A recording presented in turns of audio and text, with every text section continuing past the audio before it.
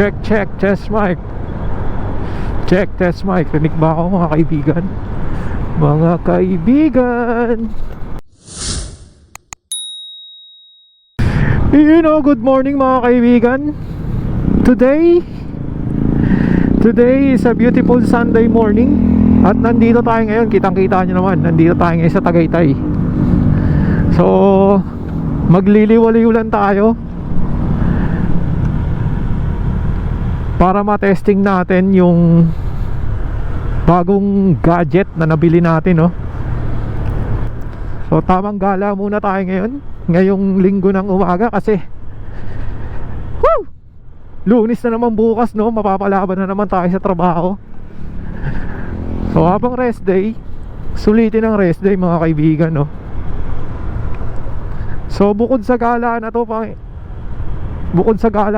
no, tinetesting ko rin yung mic na na-score natin. Tinitingnan ko kung goods ba yung quality. So ngayon ko pa lang siya matetesting, no? So kung hindi siya gumana, awit. So nagsasalita tayo ng hindi nyo naririnig. Pero kung gumana naman, ayos din. So ang destination natin ngayon, di ko pa alam talaga kung saan. Pero may napanood kasi ako na video. Kung natatandaan ko, meron daw dito lugar sa may Agoncillo. Hindi ko sure kung Agoncillo ba yun. Basta New Zealand daw siya ng Batangas. So titingnan natin, pupuntahan natin yung lugar na yun. So ngayon tayo pupunta ron. So dahil linggo ngayon, expected na maraming tao, maraming nagra-rides din, no? Siyempre gala time, saka nag-unwind din, pantanggal ng stress. So ganun din tayo kasi dalawang linggo na akong nakakaramdam ng sobrang pagod, no? Matagal ko nang pinaplano tong gala venture na to, pero ngayon lang siya natuloy. Buti na lang natuloy, no? So hindi naman ganun kahaba tong ride na gagawin natin. So quickie lang siya. Babalik din tayo agad. So ang purpose lang talaga is para ma-testing kung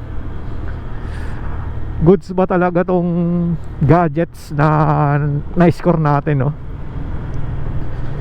So nandito na pala tayo sa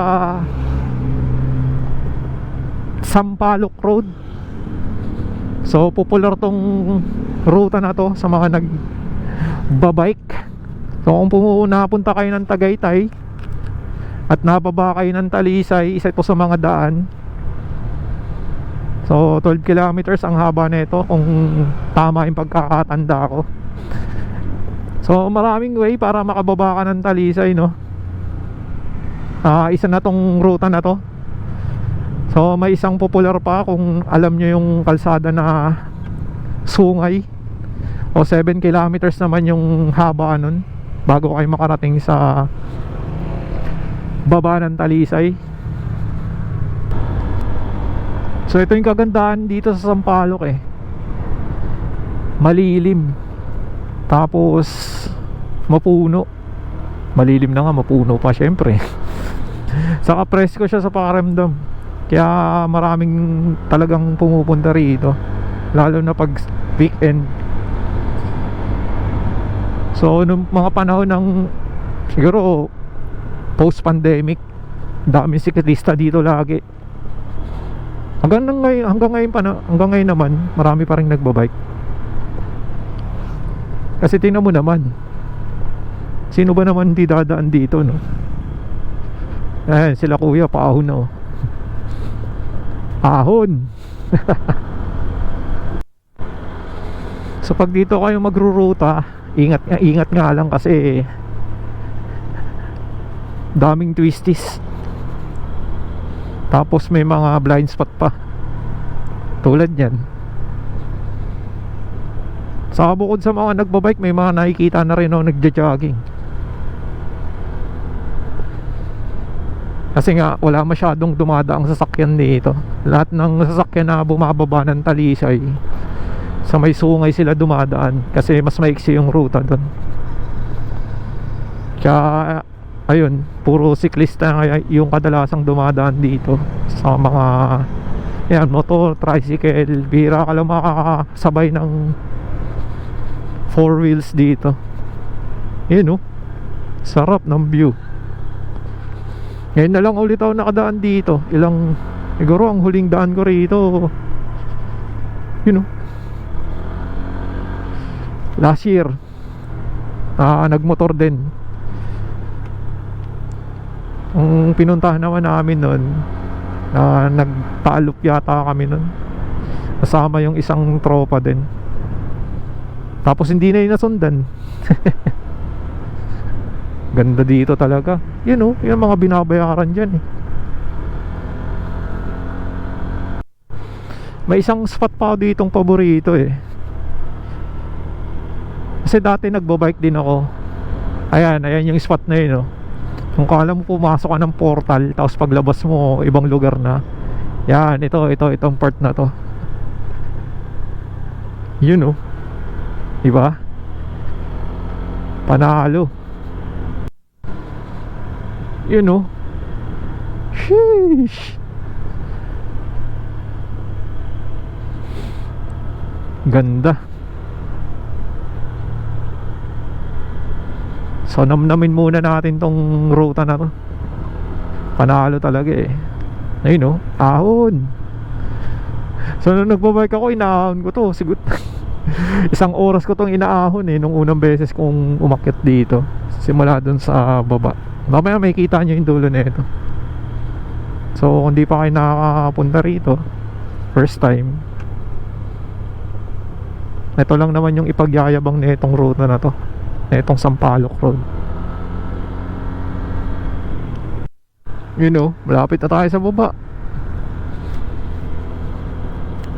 Ito, pag nadaanan nyo tong arko na to, malapit na sa baba. Dami nagpapahinga yung mga nakabike. Nakakapagod kasi umakyat dito. Yung first 3 kilometers lang naman dito kung nagbabike ko, o hindi pa kayo nakakapag-bike dito. Yung first 3 kilometers nito, yun yung Matarik. Tapos paglagpas nyo dun sa arkong dinaanan natin kanina, banayad na lang yun. Nakakamiss nga mag-bike dito, eh. Ay, sarap. Saka nag-improve na din yung kalsada dito. Dati hindi ganito kalawak yung kalsada dito. Yan, oh. Kita mo naman yung, di lang halata sa video na matarik, pero matarik talaga siya. Yan, oh, yung mga kurbada na ganyan. Sheesh.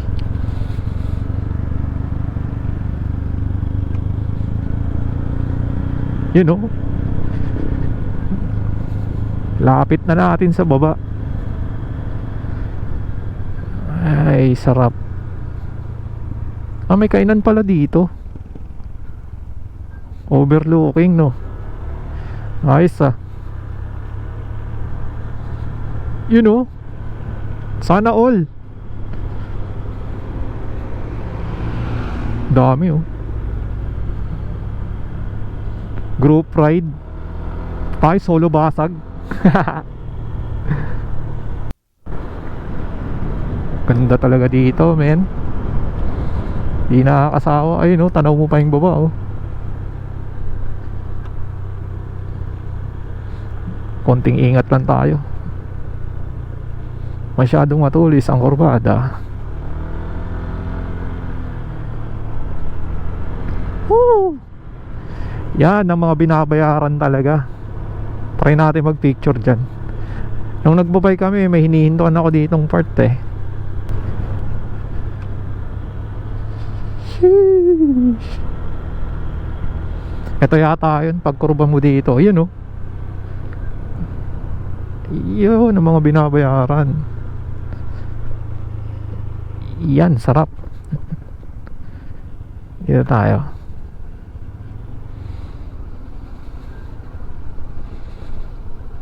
Yan, oh.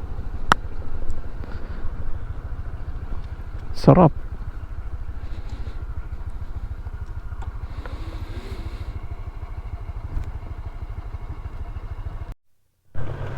So nandito tayo sa baba. Ang palatandaan itong eskwelahan na to. Pag nakita nyo yung eskwelahan na yan, nasa baba na kayo ng Talisay.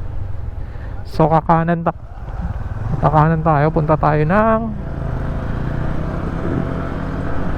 Laurel. O mamaya madadaanan natin yung fishport ng Laurel.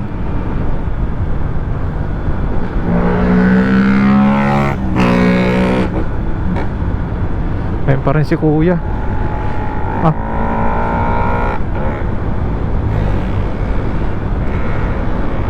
So ito na yung fishport ng Laurel. Itong nasa kaliwa. Yan. Nung nagbabay kami, madalas kami dumaan dyan eh, para mag-take ng picture din. Pero ngayon bawal yata pumasok, may harang. So andito na tayo sa munisipyo. Kung tama ako, munisipyo to ng Laurel. At nandito din yung makasaysayang 7-Eleven. So kung nagbabike ka at nakita mo itong kanto ng 7-Eleven, yan yung papuntang Blackwall. So mga nirurutahan din ng mga siklista yan. Mukhang itong mga naka-motor, doon din sila aakyat. Pero hindi tayo dyan ngayon. Baka in the future try natin dumaan dyan. So ito na nga yung municipal hall ng Laurel, itong nasa kanan. So ito namang kanto na to, pwede ring dumaan dyan pupuntang Blackwall. Tapos ito yung paakyat ng Canyon Woods, yung kanto na yan. Pero didiretso pa tayo.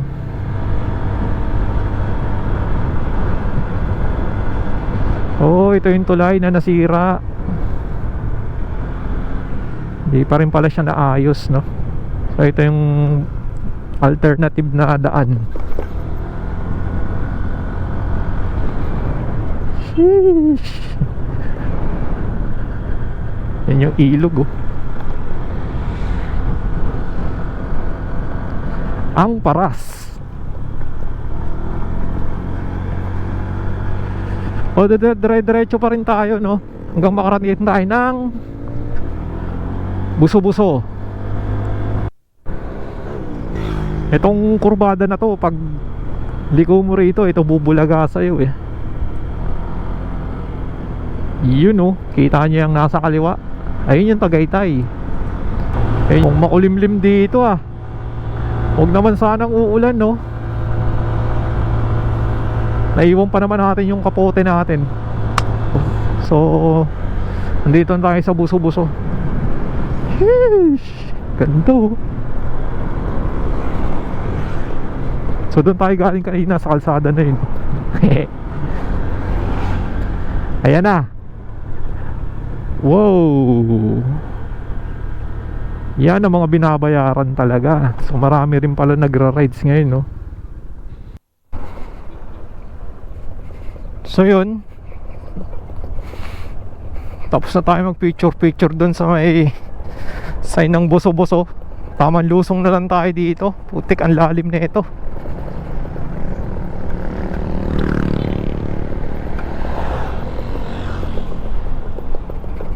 Tamang pitik-pitik lang.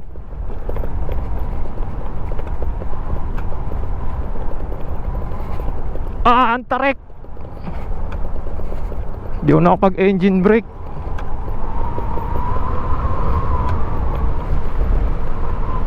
Ay, 7 kilometers sa Agoncillo.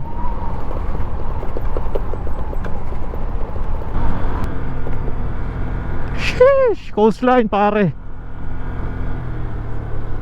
Siyempre pipihi tayo dito.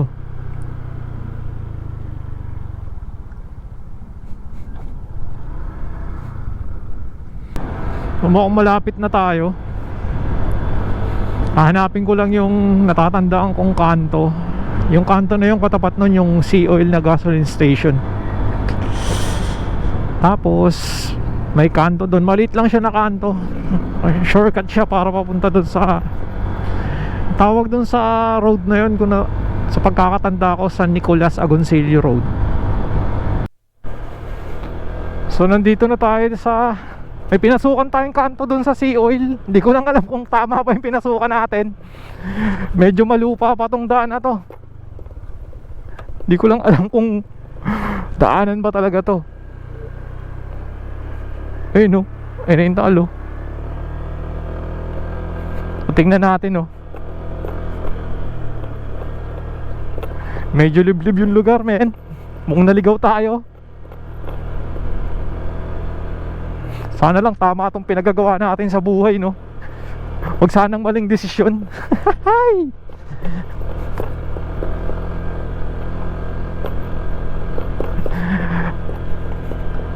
Trail mode.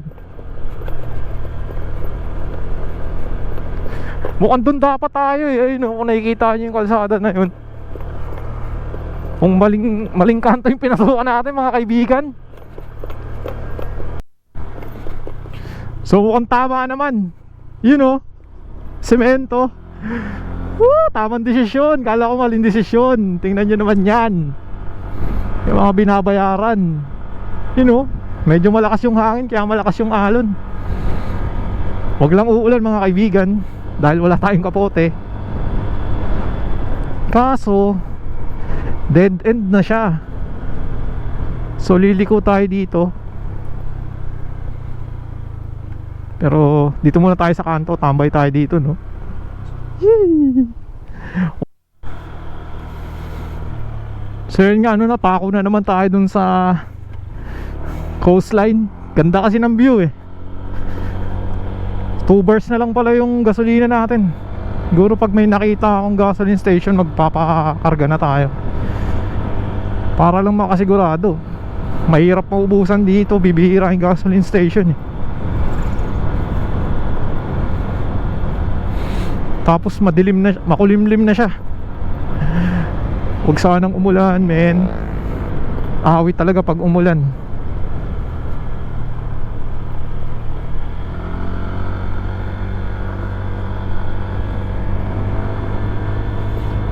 So pagdating dito, pag-aaw natin, kakaliwa yata tayo eh. Oo, kakaliwa nga, may kalsada naman eh. Ganda dun sa coastline, men.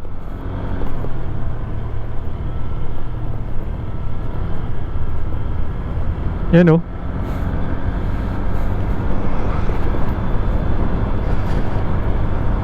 So malapit-lapit na tayo dun sa New Zealand ng Batangas, no?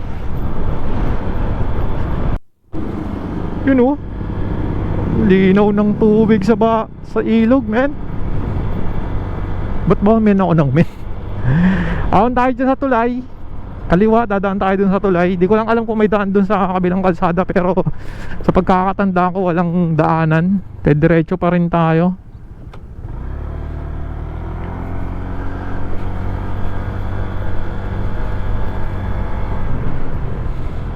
O dito na lang tayo para sure. Kasi doon din naman yung punta natin, sa may coastline. Nandito na pala tayo sa San Nicolas. Ayun, may gasoline station. So magpapakarga na tayo dyan. So nakapagpagasolina na tayo, no? Sabi ni Kuya, malapit na daw. Dito na pagbaba raw, nandito na yung ano, nandito na yung Baywalk. Yun, no? Oop.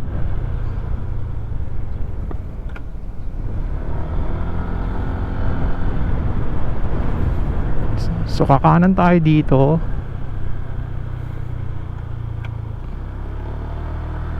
Tama ba? Ito na yata. Walang daanan, men. Mali tayo ng daan, men.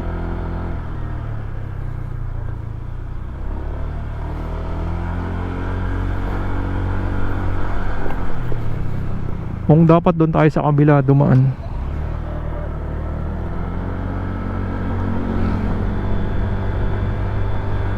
Napin natin yung kanto. Ito yata. Ito.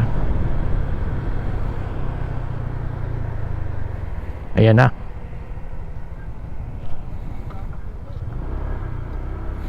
You know, Sheesh. May view deck pa nga ni. Ganda men. Hanap lang tayo ng parking.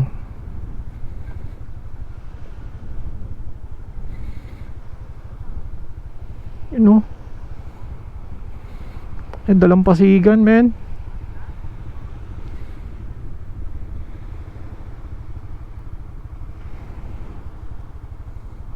Napapanood ko lang sa video dati eh. Eto na siya, nasa harap ko na. Boardwalk. Bago lang yata itong boardwalk na to eh.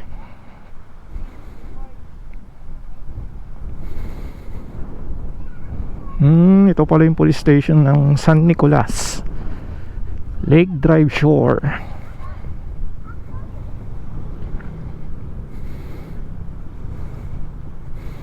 Open po Monday to Sunday 12 noon to 9 PM. Ooh. You know, ganda dito men. Yun yung Maliputo, yung isda.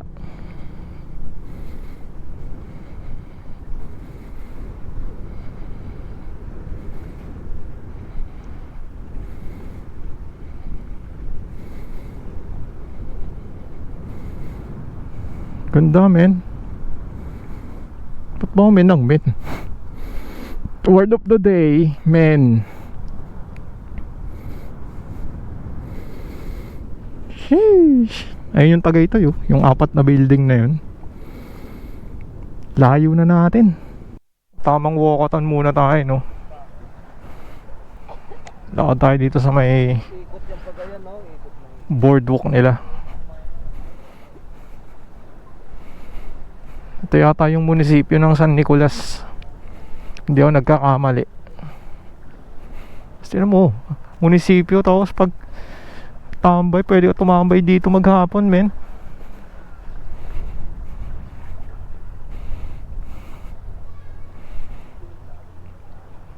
So mukhang ito nga yung munisipyo. Tapos ano to, Daungan? Uy, may ano, may Tagak oh. Ang Tagak. Lipad. So nakagala na tayo no. Napunta na natin yung boardwalk ng San Nicolas. Pero ito mahaba pa tong coastline na to. Nakakaramdam na ako ng gutom. O hanap na tayo ng kakainan no. Tapos pagkakain, bounce na tayo pa uwi. Pero mahaba tong coastline. Namnamin natin yung mga view. Mga view.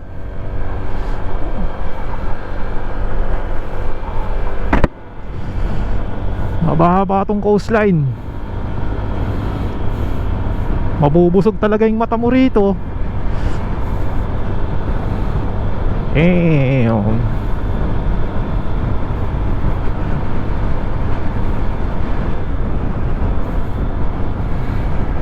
Ganito yung mga view. Tapos may background music na makabagbag damdamin eh. Yun oh. Uy, sakto pala eh. Gugutom pa naman ako. Sakto lang. Buti na lang andito na ako guys. Huwag na kayong mainip. Joke lang. Baka pag nakikikain tayo, hindi na ako makauwi. Barangay Abelo. Naku, dapat doon tayo sa kabila. Mali yata ako ng dinaanan. Ikot tayo, ikot.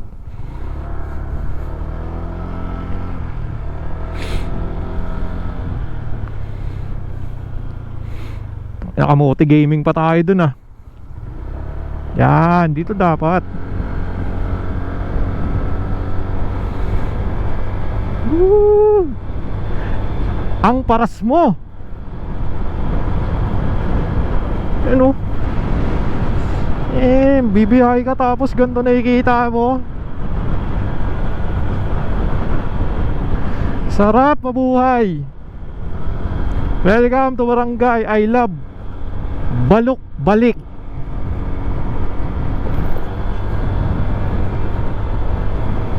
Yun oh. Ito yung Mount Bacolod eh. Alam ko yan yung Mount Bacolod. Yung bundok na yan. Kasi yan yung unang-unang bundok na naakyat ko. Ganda dyan. Ewan ko lang ngayon kung pwede pa rin umakyat dyan sa Makulot. So from Balok Balik, I love Tagudtod.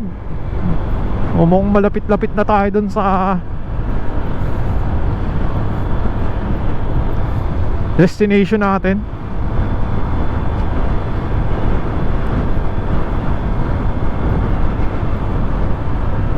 Yan.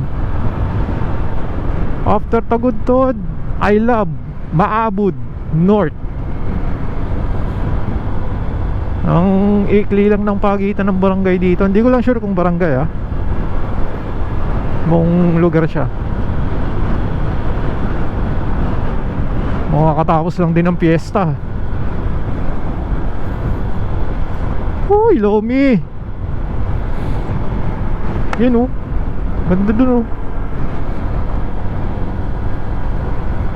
So punta tayo dun mamaya. Yun yata yung spot na sinasabi ko eh. Hindi siya ganun kasikat na spot no. Pero titingnan mo pa lang nakaka-relax na. U-turn tayo dun mamaya. Hanap lang tayo ng kakainan. So you know, mukhang nandito na tayo sa kakainan natin. Ito na nga, Sun Peace Lomi House. So tamang parking na tayo dito. Yeah ba? Kain muna. Ayun, busog. So tapos na tayo kumain. Naghahanap ako ng kape. Kaso wala akong makitang coffee shop. Alam ko may kape rito sa Sunpeace, kaso wala daw silang kape. Kaya hanap tayo ng ibang kapihan. O takbon tito muna tayo kasi nabusog ako dun sa Lomi. 80 pesos, kala mo overload. Yun oh, saya nila dun oh.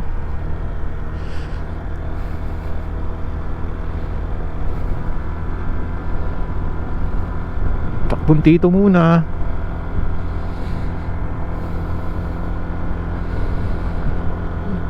So dahil nandito na, napunta na natin yung destination natin.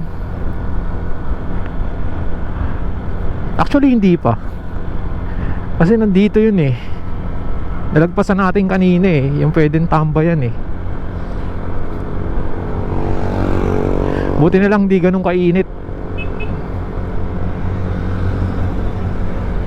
Ano, ganda talaga dito. May mga nagtitinda pa ng bulaklak.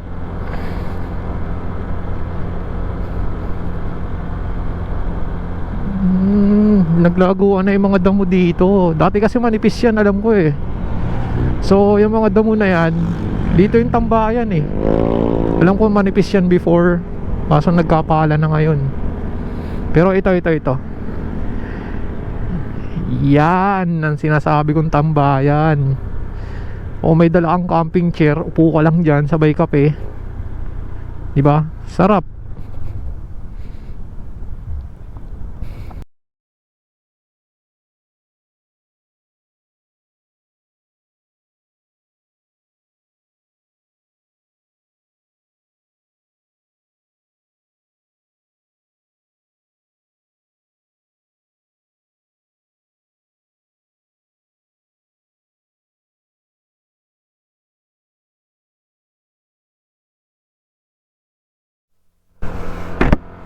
Okay. Sarap tumambay dyan. Hindi ko malapit lang bahay ko rito eh. Malamang lagi-lagi ako nandito. Pero anyways,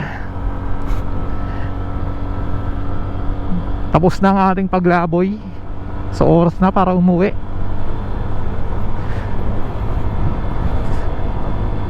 Salamat ng madami sa pagsama sa akin sa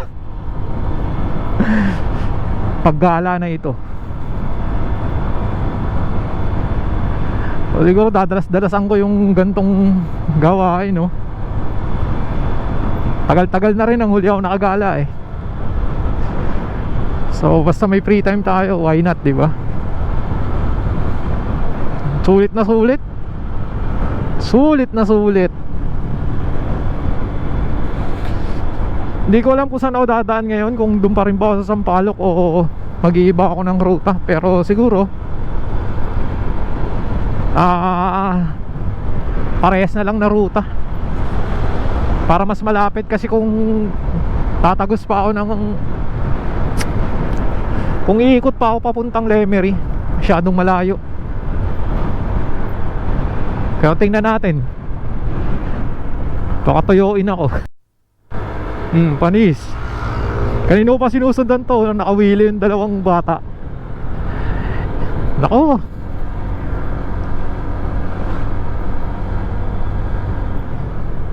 Hey.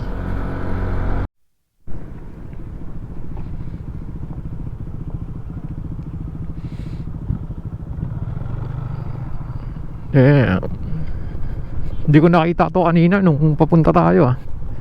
Itong pabalik ko, kitang kita.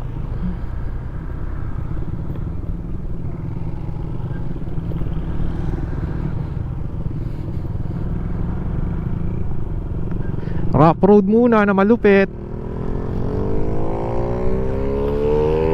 Medyo mabuhangin, madulas.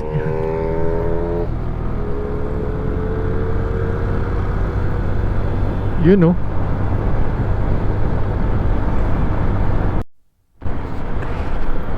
Ang init na. Ay, galit yan. Ang init na, no. So sumilip na ang haring araw. Nanununtok na yung init. Bali hindi na lang pala ako dadaan doon sa Sampaloc. Napagdesisyon na namin ng sarili ko. Nasa Blackwall na lang ako aahon para paglabas ko, Tagaytay is real. Makaramdaman lang ng lamig ulit ng Tagaytay. So let's go. Kita-kita na lang doon, kita-kits na lang tayo doon sa may kanto ng 7-Eleven sa may Laurel. So ito na yung kanto ng 7-Eleven. Dito tayo ahon sa Blackwall para mas maiksi siya. 7 kilometers lang to kumpara dun sa 12 kilometers ng Sampaloc. Yun nga lang, matatarik yung ahon dito. Turado ba?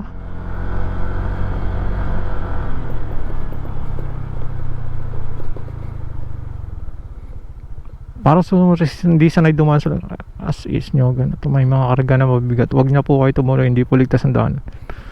Paahon, marami pong na-aksidente sa lugar na ito. Seryoso ba?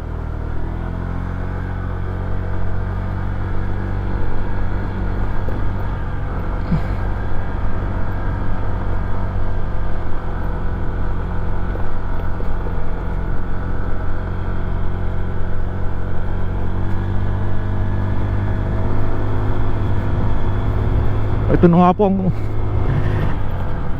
ito na yung maladimonyong ahon.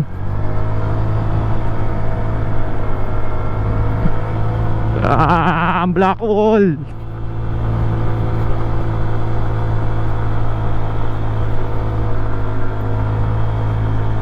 Ba't marami na aksidente dito? Ano nangyari? Woohoo! Bridge of Hope. So nasa kalahati na tayo. Tignan mo naman yung ahon na yan. Oh, mga 3 ganyan pa. Nasa taas na tayo ng Tagaytay. Ayun na yung Tagaytay, oh. Yun, oh, Tagaytay na yun. So konting ahon pa.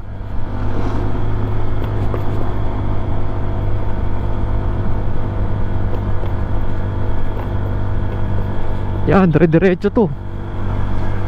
Yun, oh.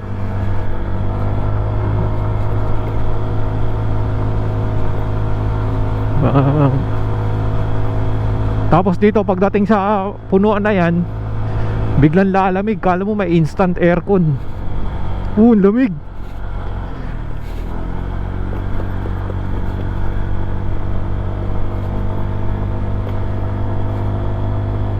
Paglabas natin dito, mga subdivision yata.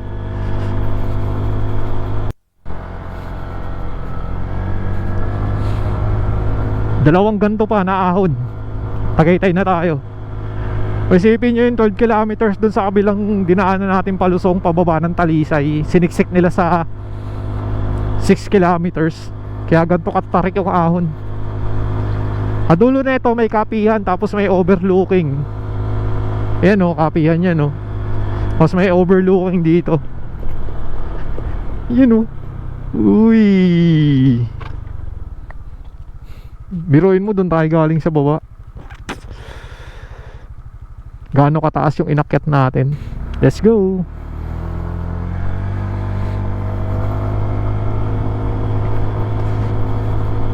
So isang stretch pa na ahon. Yang siko na yan.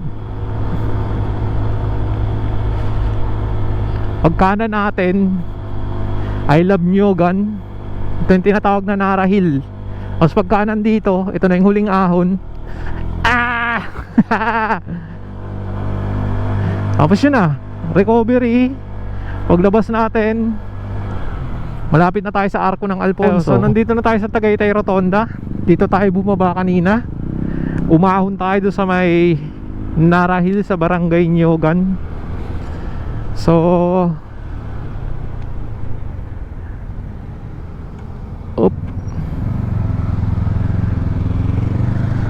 oras na para umuwi. Thank you so much sa mga manonood, sasama at sumama dito sa biyaheng ito. Ay nga pala guys, bago magkalimutan, kung gusto nyo malaman kung magkano yung nagastos ko sa ride na yun, wala lang, share ko lang kahit ayaw nyo. So nagastos ko lang doon ay 200 para sa gasolina, then 80 pesos para dun sa Lomi na kala mo overloaded. So 250 lang ang nagastos natin doon sa biyaheng yon. Sulit ba? Syempre sulit naman. Tingnan mo naman yung mga view na nadaanan natin. Yun ang mga binabayaran doon, no? So yun, kita-kits ulit sa susunod na laboy natin. Paalam. Peace.